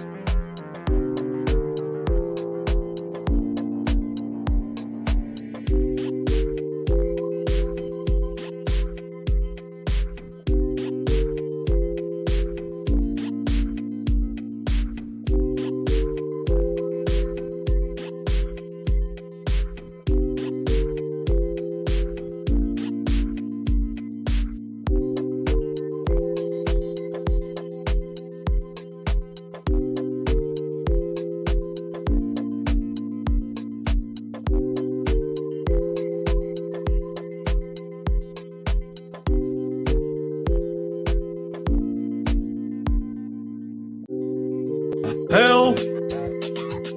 Before we get to Jayhawk Weekly, we've got to find today's winner in What Is Wrong With You here on 580 Sports Talk. Brought to you by Top City Metal Supply, who cuts the metal you need to order whenever you need it. You can find Top City Metal Supply on South Topeka Boulevard, halfway between Frito-Lay and Forbes Field. Never settle when it comes to your metal. Our winner so far for the week, it is the Colosseum carving, the idiot tourist from Britain who went to the Colosseum in Rome and wanted to carve his and his girlfriend's name into the structure. You cannot do that to a 2,000-year-old building, modern marvel of the world. He is now facing 2 to 5 years in prison in Italy. Dan, what's your story today? The New Jersey court system alleges a judge broke ethics rules when he, in a suit and tie, in his chambers with law books lining his shelves, stared into a camera and lip-synced the words, "All my life I've been waiting for somebody to whoop my ass." That's how an ethics complaint by the State Advisory Committee on Judicial Conduct describes one of 11 TikTok videos made by Bergen County Superior Court Judge Gary N. Wilcox that it says were inappropriate and brought disrepute to the judiciary. So Wilcox, who is, again, a Superior Court judge, he knew he was wilding on TikTok because he was posting his TikToks under a fake name. Oh, the name yeah. Sal Tortorella. He posted 40 public videos to TikTok between April of 2021 and March of this year. The complaint takes issue with 11 of those videos. They say they were inappropriate, either because of their content, because of Wilcox's appearance wearing his judicial robes or partially dressed in bed, or because of his location in his chambers or in the courthouse. It describes one video in Wilcox's chambers in which he's wearing a T-shirt and lip-syncing to Rihanna's Jump, which includes the lyrics, quote, "If you want it, let's do it. Ride it, my pony. My saddle is waiting. Come and jump on it." In the Whoop My Ass video, Wilcox lip syncs, "I mean business. You think you can run up on me and whip my monkey ass? Come on, according to the complaint. What the hell, man? One video shows him wearing a Beavis and Butthead t-shirt walking through the courthouse while Nas's Get Down plays. The complaint describes the song as containing explicit lyrics concerning a criminal case and a courtroom shooting. Oh, my God. By his conduct in posting these and similar videos to TikTok, respondent exhibited poor judgment and demonstrated disrespect for the judiciary and an inability to conform to the high standards of conduct expected of judges, the complaint states. Under state court ethics rules, the Advisory Committee on Judicial Conduct would file a hearing after receiving Wilcox's formal response. It could pursue any of several types of discipline, from privately issued guidance to a recommendation that the state Supreme Court remove him from the bench. What a dope. Some people just have to post. Yep. No, some people are addicted to it. And some people are just addicted to the rush of posting, of likes, of comments. I'm definitely not one of those people. Don't accuse me of being one of those people. I'm not one of those people. But this guy here, he knew that he had to post. If you're posting something under a fake name, you know it's wrong. You know it's the wrong thing to do. You know, because you don't want it under your real name. What a and this guy's hanging around in the judge's chambers singing Rihanna's cover of Genuine's Pony. Just waiting for someone to recognize you. What an idiot. Yeah, oh like nobody's gonna see you and know exactly who you are. Or, man, this guy sure hangs out in what looks like a law office a lot. This guy dressed like a judge. I wonder if he's a judge. Oh my God. My story today is a pretty simple one from Polk County, Florida, where a man recently was furious that he saw what he thought was white paint on the side of his black Jeep Cherokee, and he wanted blood. He wanted heads to roll. He called the police. He was saying, "Someone painted my car. I want justice for this crime." It was not white paint. It was bird poop. Oh, no. The culprit was avian, and the substance was what birds tend to do, or do with 2 O's, more accurately, according to the Polk County Sheriff's Office in a Facebook post. Deputies couldn't tell if the white paint came from a flock of birds or just one who was sick. The deputies not only told the man that the white paint on his car was actually bird poop, but then they cleaned it off for him. Wow, that was truly above and beyond there. Imagine being this guy. Like, you went through the academy, you went through some life or death situations, and now today on the job, you got to go clean bird poop off of some dope's car. Man, they got their faces up there with pride in service. Yeah, absolutely. Next to a picture of one of them spraying the dude's car with a hose. Can I opt out of getting my picture attached to this bird poop cleanup? If you grew up in Florida wanting to be police, you probably watched Bad Boys. Bad Boys 2. Yeah. Maybe you really went old school with it and watched like some old episodes of Miami Vice, and you thought you were going to be Don Johnson, or you thought you were going to be Will Smith. And you know what you are? You're hosing bird poop off of a concerned citizen's vehicle. That's tough. Life is not what you thought it would be. Yeah, no kidding. I'm going to go with your story for today. That this judge is an idiot. And you know what? I'm going to vote for that one to win the week too. The TikTok judge. I'm taking the TikTok judge. If you're a judge, you know it is wrong. If you didn't, you wouldn't be using a fake name. You'd be Judge Wilcox. Find me on your For You page on TikTok. Yes, I'm doing fun videos. I'm doing like the learn about the law. I'm doing like the Drake challenge. Like I'm doing a new dance to a new song. But no, instead I'm wearing a Beavis and Butthead t-shirt while Nas is rapping in the background. Doofus. New York streets where killers will walk like Pistol Pete. Which one do you have for the week? I'm gonna go with a TikTok judge. Yeah.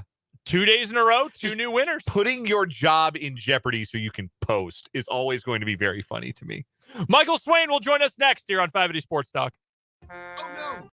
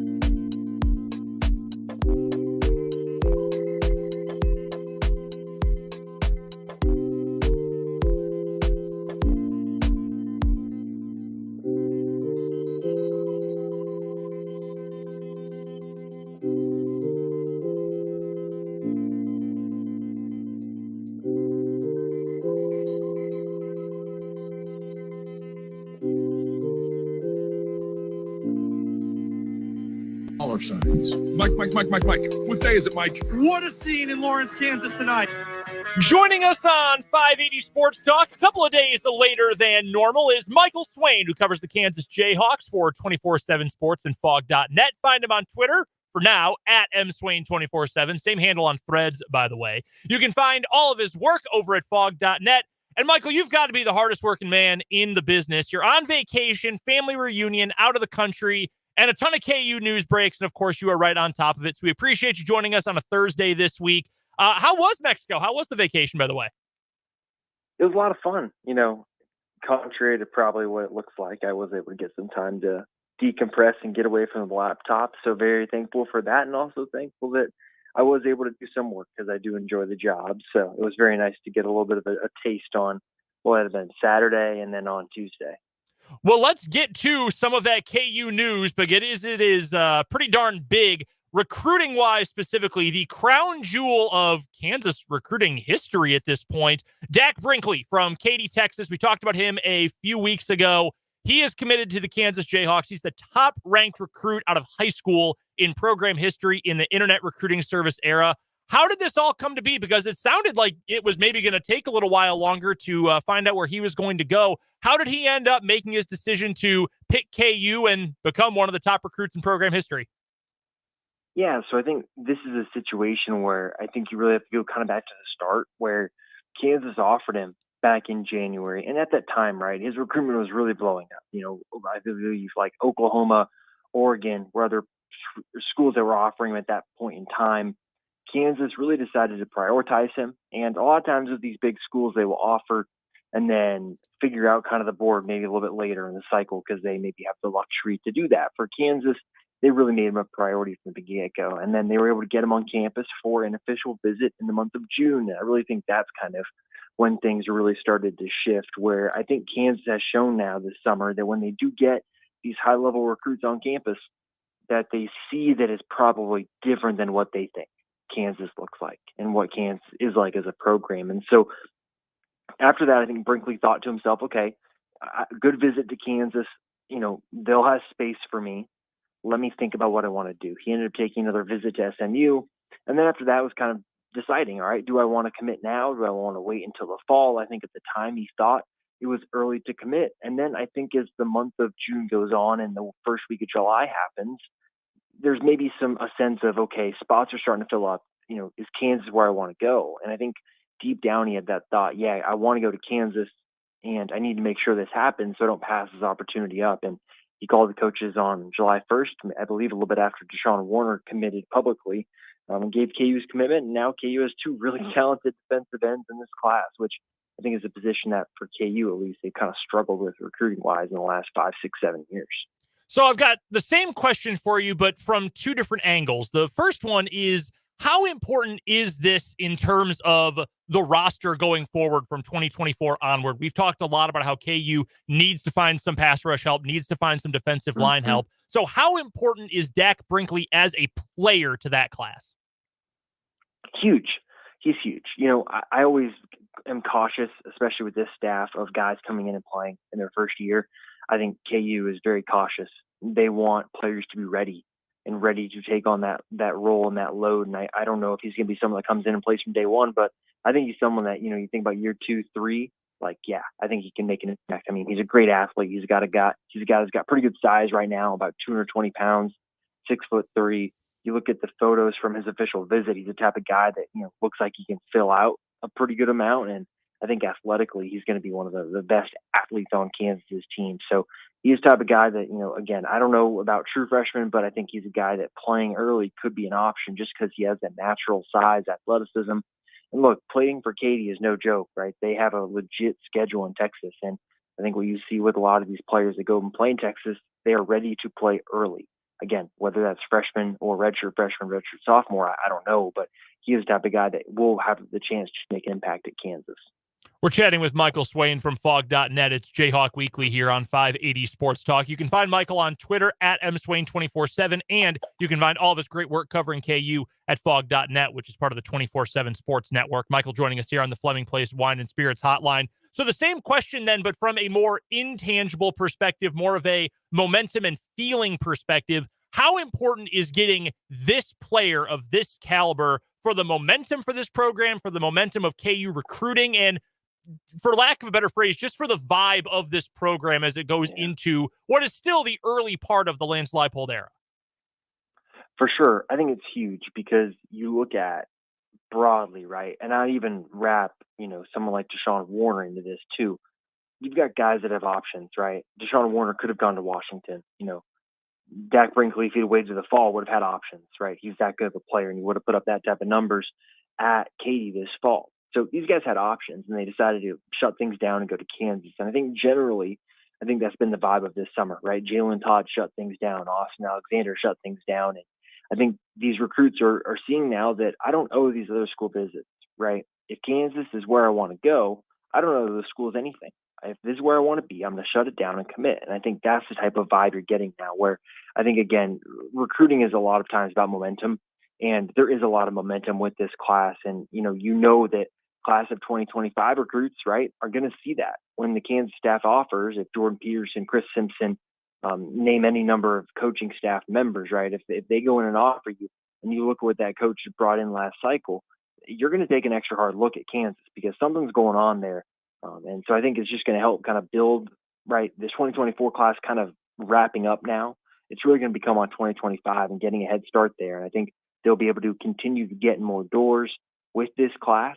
And then I think you look ahead, right, they got to win games this fall to really, A, keep it together, and B, keep that momentum going. Michael Swain of Fog.net and 24/7 Sports is joining us on the Fleming Place Wine and Spirits hotline for Jayhawk Weekly here on 580 Sports Talk. Usually we do this on Tuesday. Obviously, Tuesday was a holiday, so happy to have Michael on with us on this Thursday edition of 580 Sports Talk. You can check out Michael on Twitter at mswain247. Michael, obviously with Warner and Brinkley being the last two KU commitments, they have really focused on addressing the edge rusher position, one that is a weakness of the current roster and something where you can never have too many of them, and you've got to be really good at that spot if you want to have a really good defense. What other positions do you think that Kansas might have its eye on trying to strengthen with this current recruiting class as things continue on? Yeah, well, I think right now they're kind of in a lottery position with guys like Nick Marsh and Michael Boganowski, right? They're going to shoot their shot. And if they get them, that's like cherry on top territory. I think the position they probably will still look at is defensive tackle. You look at the players they brought in, right? Chima Chineke is a kind of a tweener, I would say, probably about 6'3", really long arms, big feet, big hands. KU thinks will develop into a defensive tackle. He's a guy that's being recruited to play defensive end at Iowa, which is a little bit different. But then you've got someone like Tyler Simmons from Florida, who visited. He's a really good athlete, about 6'4", about 265, 270 pounds. Runs like an 11.5 second 100, which is really impressive for someone of that size. Really good athlete. And so I think you look at that spot right now and you say, okay, they're probably full at a lot of positions right now, unless there's like another A-list player that wants to come by. But I think they'll still look for another defensive tackle to continue kind of bolstering that defensive tackles room and just the defensive line as a whole. Final couple of questions for Michael Swain of Fog.net and 24/7 Sports, joining us for Jayhawk Weekly on the Fleming Place Wine and Spirits hotline. Find Michael on Twitter and on Threads at mswain247 if you're into that kind of thing. You can also find his great work covering KU over at Fog.net. The Big 12 football preseason poll came out today, Michael. KU slotting in 9th. It's the highest they've been since the conference went away from divisions. In fact, it's the first time since 2010 that KU has not been picked last in the league, and I think understandably so this year. Do you feel like 9th is about right for where KU projects to be this season? I do, because, I more look at this now in terms of like tiers, right? Because the Big 12 being 14 teams, right? You can kind of split it up into tiers. Mm-hmm. And the tier that KU is in right now is in this spot where they're with like kind of UCF and Oklahoma State. And I could see KU being picked as high as anywhere as 7th, and I think really as low as anywhere as 9th. And that kind of came to fruition. And so I think they're now in this group with those two other teams where any one of them could go on to win 8 games, and I would not be shocked. They could also go on to win 5 games, and I wouldn't be shocked. And I think that kind of speaks to where the KU program is at right now, where I think it's a tough schedule. And if breaks go their way, they can be a 7 or 8 win team. If things don't go their way, I think they could be a 5 and 7 team. So I think it really is probably an accurate reflection. And I think it's also probably an accurate reflection looking at teams below them. You look at, kind of like BYU, Cincinnati, Houston, Iowa State, West Virginia. I think KU's better than those teams. And then it's really just a question of, all right, how do you kind of sift through the middle of the Big 12 and how does KU fit in? I think that when you look at the continuity of this roster, and I mean, damn near every single starter is back almost, especially on offense, but most of the defense as well. Same coaching staff, same system. That generally over time, and more than generally, I mean, there's plenty of empirical evidence that proves continuity breeds more success and improvement and continued success in college football. But KU also has a really difficult schedule this year. I think anybody will tell you that. Which of those two things do you think has more power over this upcoming season? Do you think this year's results will be more influenced by a really tough schedule or more influenced by the natural growth and progression of this roster and the individual players? Well, I think, I'll cop out here. I'll say a little bit of both because I think Kansas as a defense, right, their defensive unit could be better. Their special teams unit could be better this year. And Kansas could still go 6-6 or 5-7, right? I think that's just kind of how it's going to break this year.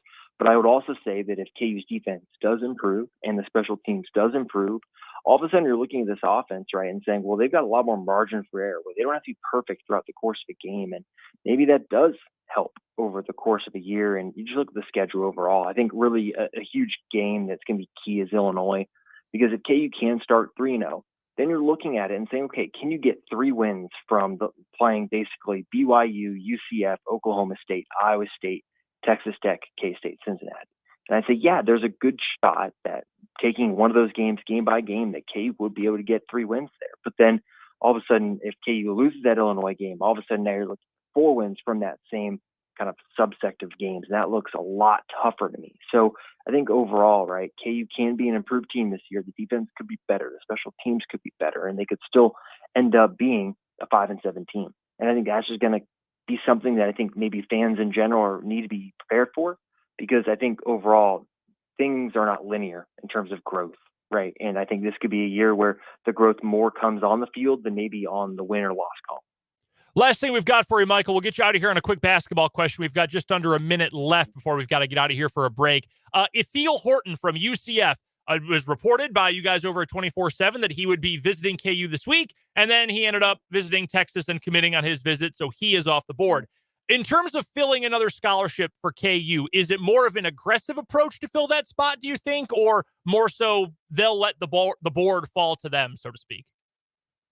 Well, I think in the middle. I think they're looking for a guy that maybe can be like a Jalen Coleman-Lands in terms of role, someone that's willing to come in, play a bit part role, but if there comes games or stretches of the season where they need to play a bigger role, they have the experience and the know-how to kind of come in and play that role while also being perfectly content if that doesn't happen. So I think KU is going to be, I don't know about aggressive, but they're definitely going to be looking for another player, I think. I think just looking at the overall roster, I just think they need another guard just for depth purposes.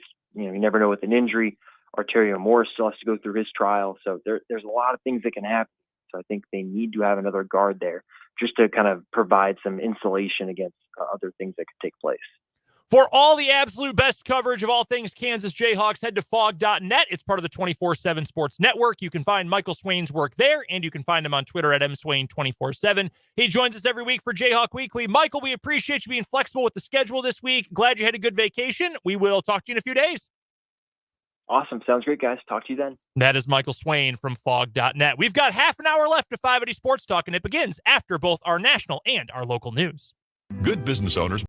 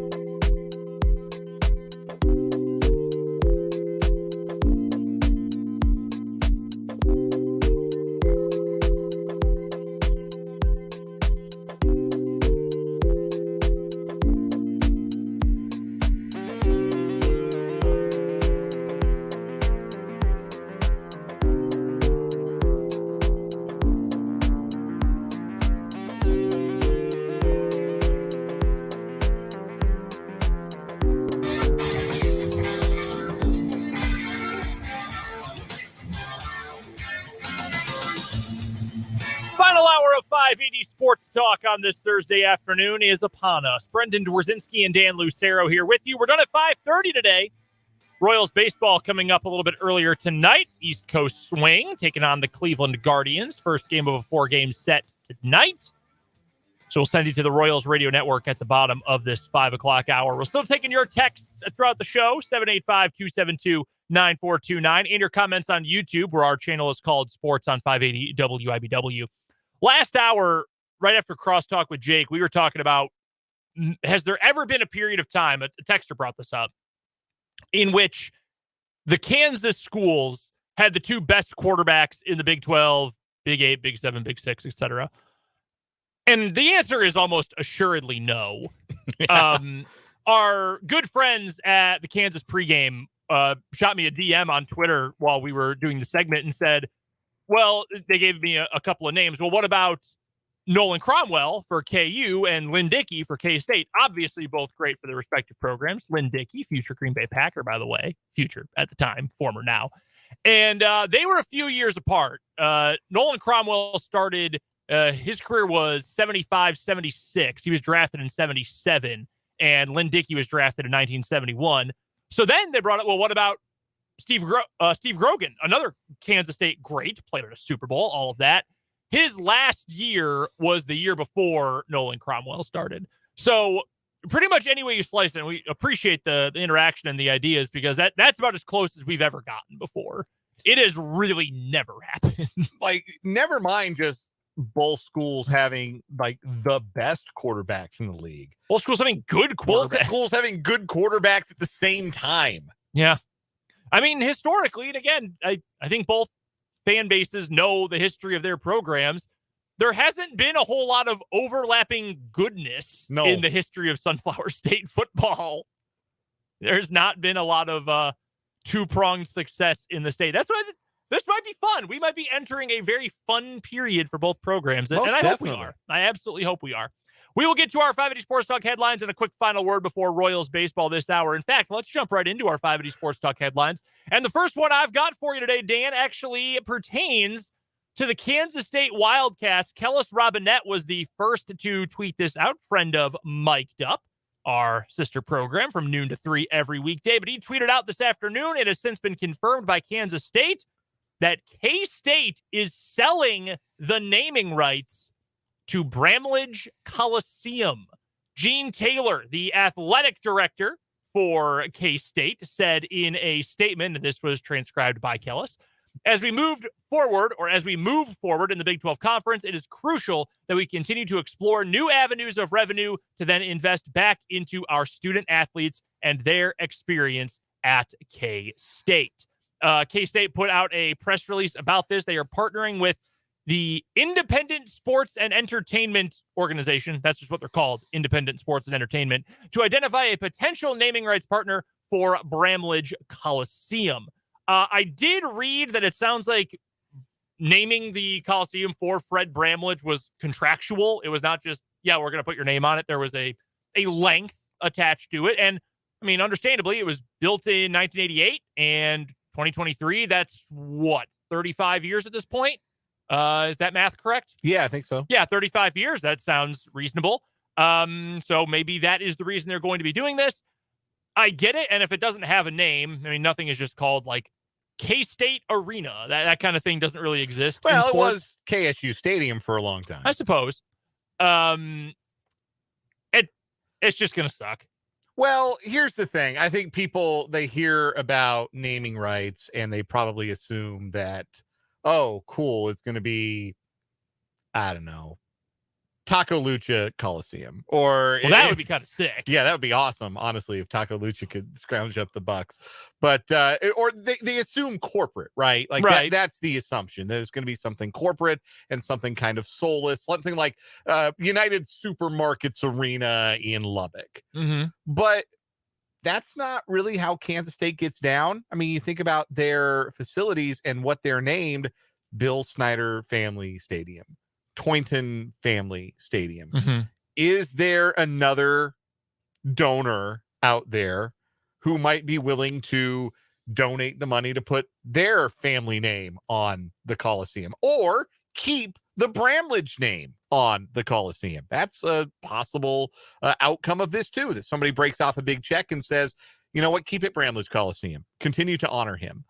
I don't know that this is going to be necessarily something that is corporate, something that is soulless. But even if it is, I mean, you can call it whatever you want. That's the biggest thing with these stadium deals. Like, yeah, they're not paying you. When was the last time you, in conversation with your friends, and I'm talking to you, the listener here, not you, Brendan, but I think you apply here too, right. Brendan. When was the last time you referred out loud on purpose to GEHA Field? Literally never, except ironically. Right. It is Arrowhead Stadium. Right. Like the grew up in Denver, the plot of land where the Broncos Stadium sits, that is Mile High Stadium. Mm-hmm. They have called that stadium a lot of things, the new stadium, but it's Mile High. Yeah, that is Mile High Stadium. So you are not contractually obligated to call it whatever it is that Kansas State wants to call it. You want to call it the Coliseum, you want to call it the Octagon of Doom, you want to call it Bramlage Coliseum, call it whatever you want. The difference is that somebody might write a nice check to the athletic department to get their name put on it, or their company's name, or whatever it is, put on the side of it. And that they'll say it on ESPN. Yes, because if you are on ESPN, you are contractually obligated to refer to the stadiums as such. So I don't think this is a huge deal. I think that the university should probably do this, and I hope that they get a good amount of money that they reinvest into the athletic department. That's the best possible outcome. The grand point here is does it matter? Like, are they building a new building? Are they going to change something in the building? No. And that's what matters. And I saw somebody say, I think this was on Twitter, that maybe this is actually going to be in conjunction with some upgrades to the facility, and that, hey, maybe now this is a chance to do a grand refresh, so to speak. And if that's the case, then hey, great. That's awesome. The two things, and this is, classic getting upset about something that doesn't really matter. There's two things that stick out to me. One, I just think of Illinois basketball, and they played forever at Assembly Hall. And I know you hear Assembly Hall, you think of Indiana. Illinois was Assembly Hall from when it was built until a few years ago too. Mm-hmm. Now it's the State Farm Center, and that sucks. That is not good. And I don't like it, having grown up thinking about seeing games at Assembly Hall. The other thing, I think it's certainly possible. Maybe it's just like, hey, let's find a donor who's going to do this. And if that's the case, that's fine. I mean, shoot, Kansas just did that with the football stadium a few years ago. Yeah. But the fact that they're partnering with what's effectively a brand management agency, ISE's website, the first thing you see is a picture of Justin Verlander, and it says ISE is a leading representation management, sales, and consulting marketing agency, building legacies for world-class talent, properties, and brands around the globe. So that makes me think that they're trying to go corporate with it. But hell, honestly, like, if this is, hey, we needed to name it Cerner Stadium because we're going to get $8 million and we're going to reinvest that into, legal NIL purposes, whatever the school can be involved with for NIL stuff, and improving seating and funding more scholarships, then okay, yes, that's obviously a good thing. That is much more important than the name of the stadium. Yeah. It just would be weird to say, oh, coming up tonight at Cerner Stadium. It would just be weird. But expect a new name here in the near future. I wouldn't be surprised if it is along the same lines of what is already existing at Kansas State, and there is a family or families that pull some resources together and write a big check and put their names on Bramlage Coliseum, or keep it Bramlage Coliseum. That's an option too. Venables Family Coliseum. Maybe not them. Think they're still donating? That's a good question. I probably wouldn't. I think I would probably stop. Maybe you can start again when Oklahoma goes to the SEC. Yeah, that's true. You don't play each other anymore. Yeah, I'm not trying to pocket watch, but it'd be a little weird to do it now. Just a little bit. First headline for me, we have a rule on this program that if the national news addresses it, we probably ought to address it to some degree. The head of security for the San Antonio Spurs may have slapped Britney Spears as the pop star tried to get Victor Wembanyama's attention at a Las Vegas casino restaurant last night. Sometimes life is really stupid. You know, it sounds like a Mad Lib. It doesn't really it? does. So parody is dead. Here's how TMZ tells the story. The alleged incident took place Wednesday night near a restaurant at the Aria Hotel and Casino. Spears was in a group of 4 trying to enter a restaurant for dinner. I don't know if she's doing a residency there. I think she might be. I don't know. I think she does live in the area with her husband. She was swarmed by fans as she entered the casino. TMZ says Spears noticed Wembanyama, who is pretty easy to notice on account of being 7'3.5" without basketball shoes on, and being the number 1 pick of the most recent NBA draft, and tapped him on the shoulder in an effort to get his attention. Spears, the site said, wound up being struck in the face and having her glasses knocked off. Now, TMZ did report that the person who was with Wembanyama's security was the head of security for the Spurs. Also said that Spears was speaking in a British accent trying to get his attention, which, wild move. There's a lot of moving parts to this story. The Las Vegas Metropolitan Police Department issued a statement to the Los Angeles Times saying officers responded to a battery investigation at that address without specifying any individual names. Wembanyama said security advised him not to stop for anyone as he walked into the restaurant, mindful that pausing could cause a stir and allow a crowd to build. Wembanyama said, quote, "I couldn't stop. That person was calling me sir, sir, and that person grabbed me from behind. I didn't see what happened because I was walking straight and didn't stop. That person grabbed me from behind, not on my shoulder. She grabbed me from behind. I just know the security pushed her away. I don't know with how much force, but security pushed her away. I didn't stop to look so I could walk in and enjoy a nice dinner. I didn't know for a couple hours, but when I came back to the hotel, I thought it was no big deal. And then security of the Spurs told me it was Britney Spears. At first, I was like, you're joking. But yeah, it turns out it was Britney Spears. I never saw her face. I just kept walking straight," end quote.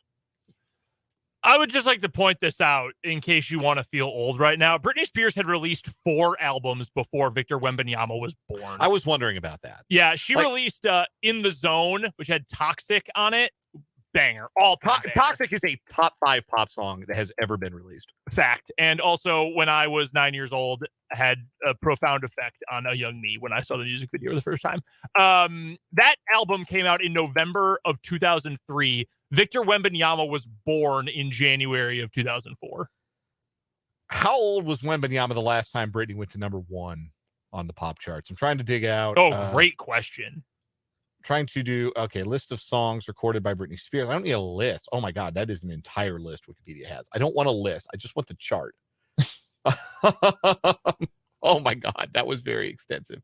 The last time Britney Spears went to number 1, Womanizer 2008. Nope, 3 went number 1 in 2009. Hold It Against Me in 2011.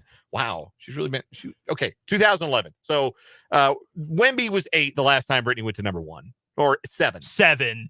So I don't know that Britney is as big a deal to Wemby as he is to, let's say, me or you or others who, let's say, delicately came of age during the peak Britney Spears era. Maybe she just loves ball. I don't know. I mean, she was kept out of the spotlight intentionally for a long time. Maybe she just loves hoops. I kind of doubt it. Do you think she's doing that for like the Thompson twins who got drafted 4th and 5th in the draft? No. Do you think she was grinding tape on the 2023 NBA draft? I need that overtime elite film now. Do you think she'd stop any other member of the Spurs? Do you think she'd be like, wait, that's Jeremy Sohan. I have to go and say hi. Maybe she has like a Tiago Splitter poster we just don't know about. Grew up a huge Tim Duncan fan, right? Loved the Admiral. She's from Louisiana. That's actually not that crazy to think. Maybe she is. Yeah, maybe die-hard San Antonio Spurs fan Britney Spears. I hope so. We need some more investigative reporting on this. I want to know if she likes the Spurs. Also, the Thompson twins are not 7'4" and like 8 pounds. Yeah. I mean, that's how recognizable Victor Wembanyama already is without having played an NBA game. That Britney Spears is like, I have to meet him. That'd be awesome. I hope she just loves basketball. This is a huge hoop head. I'm just going to say this, too. If my head of security backhanded Britney Spears while she was trying to get my attention, I would have a new head of security so fast. You wouldn't even believe it. Leave Britney alone. Yes, 100%. 100%. We all need to leave Britney alone. Unbelievable. Respect the queen of pop, or the princess of pop, excuse me. This is unironic, by the way. I love No, Britney Spears. no, her songs are great. Absolute like Womanizer, legend. great song. Toxic, great song.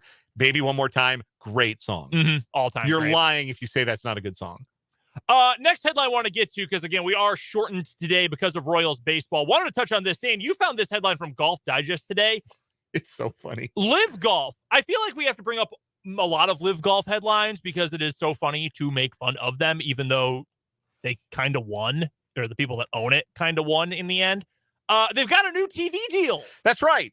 So we've talked about their TV deal with the CW on Saturday and Sunday. The CW airs their second and third rounds of play. They air them on tape delay when Live Golf is overseas. But yes, the CW has been the partner for Saturday and Sunday coverage, but there has been no TV deal for the Friday coverage. The only place you could watch that is on the CW app or on YouTube. Until now, where Live Golf is proud to announce a partnership with the station that they play at the airport. Come on. That's not a joke. Reach TV, the streaming service that caters to airports and hotels, will stream or broadcast Live Golf's coverage. Live Golf's Chief Media Officer, Will Steger, says, quote, "This partnership with Reach TV provides additional opportunities for fans on the move to follow Live Golf's supercharged action, including live coverage of Friday competition in bars and restaurants throughout North America. This partnership will give travelers more chances to catch many of golf's biggest stars in action." Listen, we've all been there.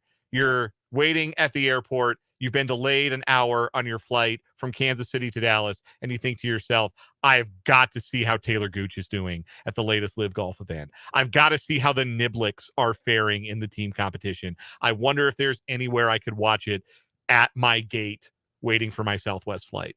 And now you can. Dad, we're boarding. Hold on. Harold Varner's on the tee. I would also like to congratulate Reach TV on their inevitable partnership with the Pac-12 Conference. I can't wait. Traveling home for the weekend. Can't wait to watch Washington versus Arizona State at the airport.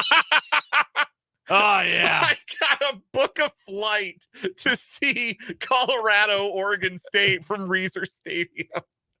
Make sure we get the red eye. They kick off at 10 o'clock Eastern. Man, I'm praying for a delay. Unbelievable. Cameron Rising's got the Utah Utes on the move. I hope we get delayed. I hope I'm in the seaboarding group. Jed Fish's group clinging to a 3-point lead in the fourth. I can't hear the game, though. They had to make a gate change announcement. Unbelievable. That's going to happen. Reach TV. That is unthinkable. By the way, here's a fun fact. I don't know if you knew this. The news feeds like CNN or Fox or whatever news feed you see at the airport, did you know those are actually a couple minutes delayed from what you would see if you were watching CNN at home? They have people in CNN's corporate headquarters in Atlanta who watch the news just nonstop on a delay and cut out news about planes because they don't want to make people anxious before they fly. I met the guy who did it one time. Pretty smart. Fascinating work. That does it for our 580 Sports Talk headlines. Let's get to a final break. We'll send you off to Royals baseball after the final word coming up on 580 Sports Talk.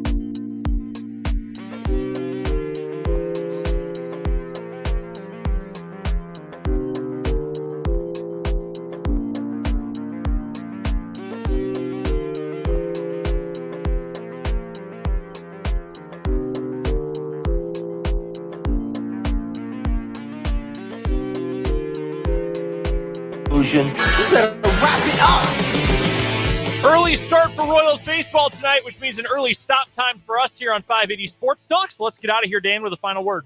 Funniest possible explanation for Oklahoma State receiving a first place vote, one stray first place vote of the 67 in the preseason Big 12 football media poll, is that one of the newbies just got confused. We have a new voting block, obviously, in the Big 12 this year. BYU, Cincinnati, Houston voters, and UCF voters checking in. And one of them maybe just thought Oklahoma State was the one with the Sooners and the tradition and all that good stuff. Very possible, if not probable. But there's no likelier explanation than that because, come on, Oklahoma State's not winning the league. If they do, I'll eat a sock on the radio live. Yeah, final word for me today is it is very exciting that KU and K-State both have reason to be excited. Now, on different levels, K-State's picked second in the Big 12. KU is picked ninth. But K-State's got a legitimate chance to win the Big 12 again this year. And it's the first time since 2010 KU has picked anywhere but last place in the league. You take those accomplishments when you get them. Celebrate good things when they happen. Exciting season ahead in the Big 12.